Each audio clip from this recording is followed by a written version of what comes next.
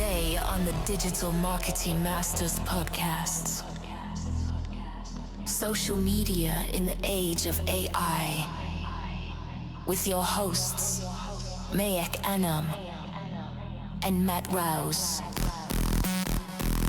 and our guest expert, Katie Brinkley.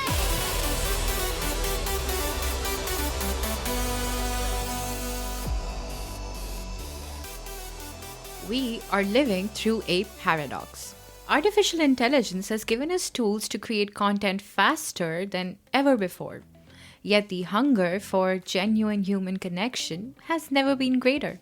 Social media platforms are flooded with AI generated posts, while users increasingly gravitate towards the raw, the unfiltered, and the real. Or do they? Because based on video views, that may not actually be the case. Today, we're diving into a conversation between two authors and digital marketing veterans. Your co host, Matt Rouse, author of Will AI Take My Job Too? And Katie Brinkley, author of The Social Shift. We're talking about community, identity, attention, and why authenticity may be your only competitive advantage when machines can sound just like us. Well, I'm Mehek Anam, and this is Social Media in the Age of AI. Let's do this, people. Katie Brinkley opens her book, The Social Shift, with a fundamental question: what was social media actually meant to do? And she argues that we've lost sight of the original intent, and with it, our humanity. It is the first book that I wrote, which is all about social media and what its true intention was. And it was building community. It still is building community, social media is. And I think that what we've lost with all these new platforms coming out and AI and everything is we've lost what the original intent of social media was for. And so we need to shift how we show up and really understand that social media is an incredible tool, but you have to be showing up as a real human being in order to build a community the right way. I have to admit, there's something almost grounding about hearing that. Remember when social media was just social before it became a performance review conducted by the algorithm? I think Katie's reminder is simple but really uncomfortable. If you remove the human from social media, what exactly are we left with anyway? AI has made our lives so much easier. Like we can do things faster now, but I do feel it's kind of made us a little lazy with our brain, and it's taken away a lot of the human to human interaction that was happening online in this digital world. During COVID, when we were all locked in our rooms, we saw how much we missed people. Like that's why Clubhouse exploded. I mean, all of us were jumping on a never-ending conference call just because we craved community, we craved connection. And I honestly feel like that craving hasn't disappeared. If anything, it's intensified. And yet, many businesses we know today approach social media as a task to complete rather than a community to nurture. And this check the box mentality is what Katie is warning us about. Because I feel like when connection becomes optional, it does get replaced with convenience. And I don't think Katie is saying that AI is bad. I think she's just pointing out that when tools make everything easier, it's just so tempting to stop thinking deeply, to engage fully, and even stop showing up intentionally. And the Clubhouse moment, it proved something important. It proved that when we were isolated, we didn't want polished content. We wanted voices, we wanted presence and interaction. So if people still crave that today, the real question is, are brands building spaces for connection, or are they just filling our feeds? If there's a blind spot that people have for social media, what do you think it is? Oh man, I think it's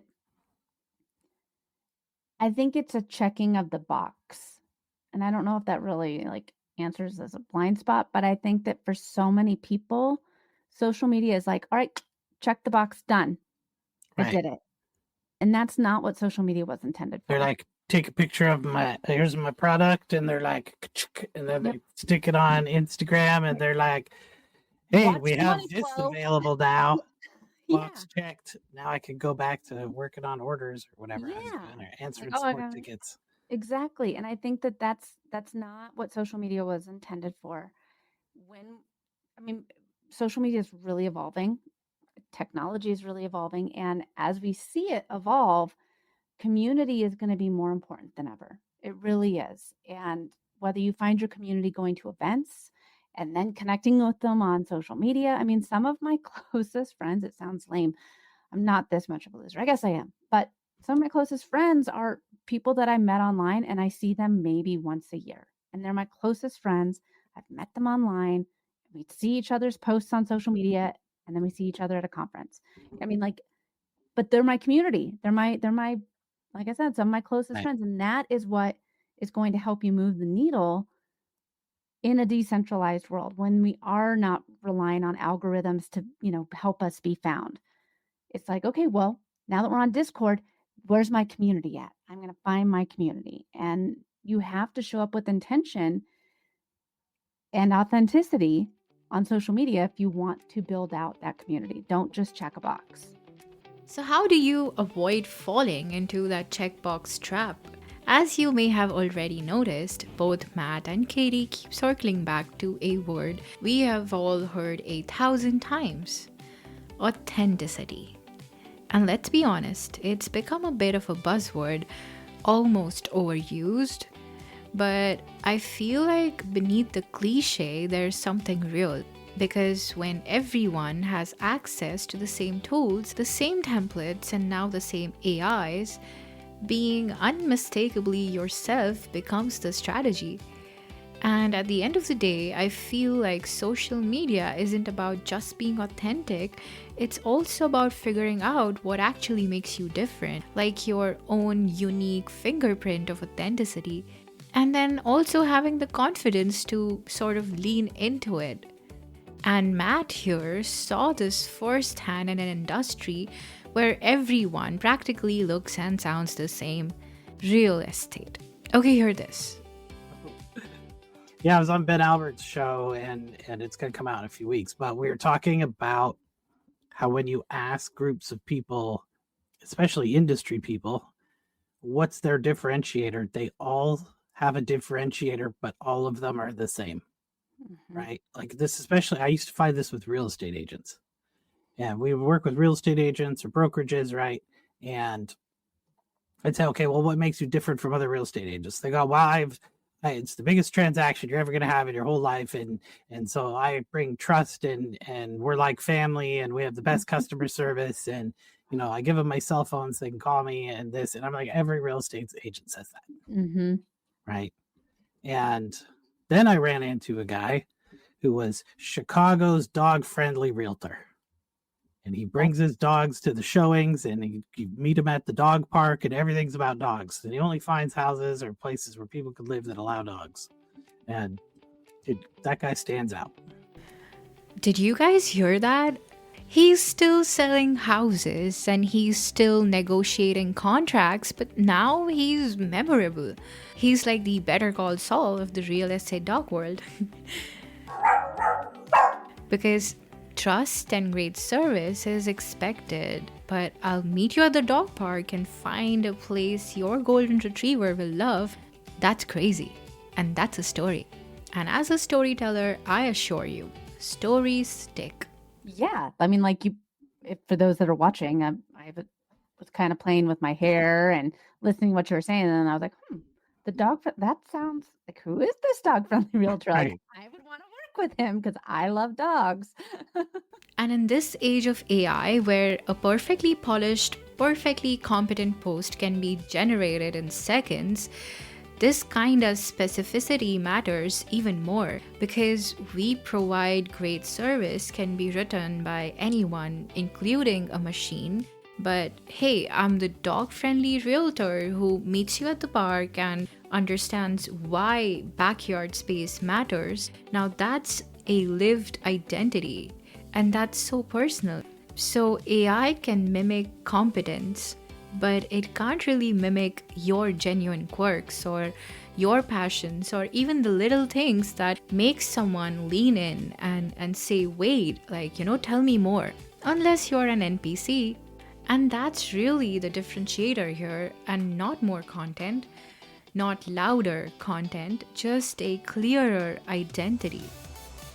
Rules of attention. Okay, so once you've identified what makes you different, the next challenge is getting heard above the noise.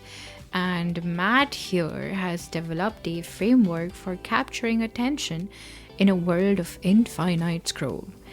A rule he calls 3, 10, and 30. You have 4 seconds. If they actually do stop, you have 4 seconds to hook them in. That's like the average length that someone watches a video is 4 seconds. So, I mean, like, that's crazy to me, but it's shown me that more than ever now, you have to have somebody that's willing to be the face of your business. You have to have someone that's willing to be the spokesperson for your company. And who better than you? Okay, here we go. Yeah, we like to use this term kind of internally here now that we call 3, 10, and 30. And that is the amount of seconds you have in your video that you have to hit certain metrics by.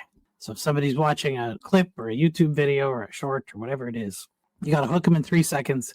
Then you got to try and make sure they stay for 10, and you got to give them a reason to stay for 30. I should make a talk around that. You should. That's a Go good. see Matt Rouse's 3, 10, and 30 talk on social media and video. Yeah, that's a really good talk title right there, I think. Yeah. And honestly, that's such a good point, because here's the thing. Attention isn't exactly one size fits all. So you can master the hook, nail the first 3 seconds, and even hold them for 30, but still miss the mark if you forget where you are. So every platform basically feels different and it breathes differently. So what works in one space can feel completely off in another. And that's where Katie comes in. I think you still need to pick and choose the platforms that you want to be good at, because there's, like, I talk about it in my book, but there's different cultures on all these platforms. The TikTok culture is very raw, authentic, off the cuff, no makeup, just like, here's more video, more video, more video. Whereas if I were to do that over on LinkedIn, I don't know if I'd be getting the amount of clients that I get from LinkedIn, Right. So I think that there's different cultures and there's different ways of creating content on all these platforms. And to do it the right way, you need to create content a variety of ways on these platforms and for the audience that's there. That's just so right, because treating these platforms identically is a rookie mistake, amplified by AI scheduling tools. And as a social media and creative lead, I have to agree. And Matt describes the current landscape as quintuplets.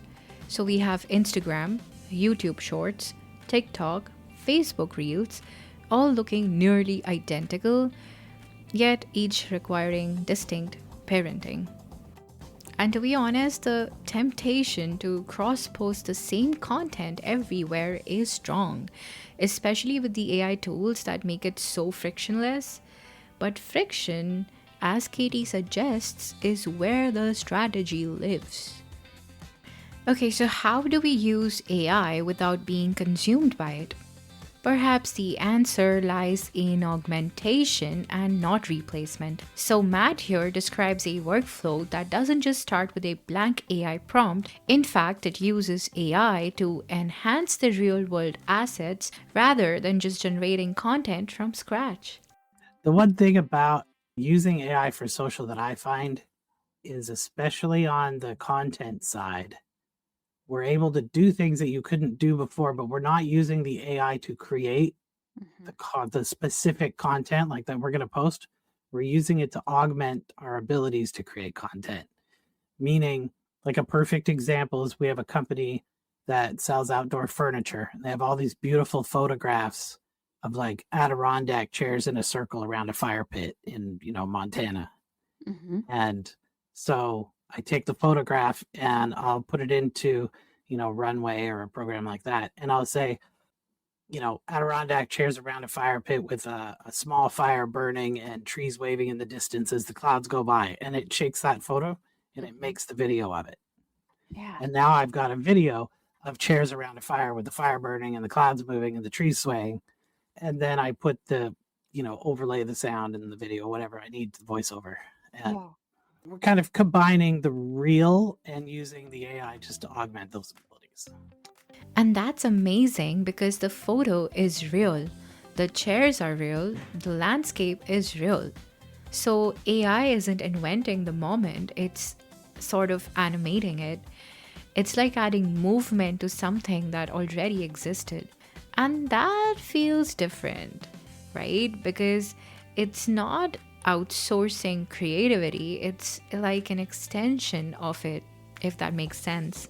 And on the other side of that spectrum, Katie talks about podcasting as one of the few spaces that still feel largely unfiltered, long form, unscripted, and harder to fake. Like the show you're listening to. I promise I am a real person. No, seriously, I'm not AI. I'm not. Damn, this is hard. I do love like what we're doing right now, podcasting. You can tell that this is not a AI generated conversation. You can make an AI generated podcast now. I was going to say it's very easy, but you can do it. But I have a tool that does that now. I just did. and you can right. Do this with your fingers because the AI can't do it. No, I only have 5 of them. I don't got 6. But that's the thing is, podcasting right now, I think, is building authenticity so much faster than any other medium, because this is one thing that AI is not able to replicate, like the written word or even some of those amazing videos that it's been creating. Podcasting and audio, we're still very authentic here with what we're creating. There's a company now that has an automated podcasting system that they say, I don't know how true it is, they say that they can generate a podcast for under $1 of API cost. So they're creating, publishing podcasts. Most of them are short and they're about stuff like, local weather in Denver, Colorado, or whatever, right? It's podcasts like that. Which is yeah. I think that's, again. But you're not going to be like, man, I really want to go hang out with that AI that does the weather every morning. Yeah. And again, like, that's just a convenience thing. I think that there's a lot of convenience AI stuff that's happening right now. But as Matt also notes that nobody really forms a parasocial relationship with a weatherbot. I mean, the value isn't in the information delivery, but it's in the messiness. It's in the interruptions and like the shared human experience of a conversation unfolding in real time. So maybe it's not about whether AI can produce content, it's about whether it can replace the human instinct behind it. And that's where the next shift begins. People that are going to sit here with us for this whole podcast episode, we're talking over each other. I've mumbled, right. I've said I mean, now you're really not going to be able to edit this at all, Matt, because I've said it so much. Okay. But I mean, like, that's the thing. And I think that people will crave authenticity more than ever because of all of AI. Okay, so if AI is transforming how we create, it's also transforming how we discover. And Matt here argues that we are approaching a fundamental shift. And he flags that the algorithm is moving from the search platforms into our pockets. So hear this out. I think it's time to start making preparation for the algorithm being in your pocket rather than on the platform. And that's your AI or your agent makes a decision of how to search for what you're looking for. And you need to understand how those decisions work, at least on a basic level. Okay, hold on. So if I'm getting this right, this means that in the emerging world of AI agents and post-search discovery, reputation management is actually taking on a new dimension. Because it's no longer just about the SEO keywords, it's actually about training foundational models to associate your name with specific concepts. and that too across multiple platforms. Or these get into the consideration set since LLMs rarely give anyone the same recommendation they give someone else. And Matt here has actually run some experiments on injecting content in the AI search. Take some sentence that you want the AI to bring up when they talk about you. So that could be like author of, the social shift or something, right? Whatever that is, put it in your LinkedIn profile description, that same sentence. Take the exact same sentence and put it in a subreddit. Like you could have a subreddit called The Social Shift by Katie Brinkley. And then the first post is just Katie Brinkley is the author of The Social Shift. Put it on Pinterest, put it in your LinkedIn profile, give it about maybe a week.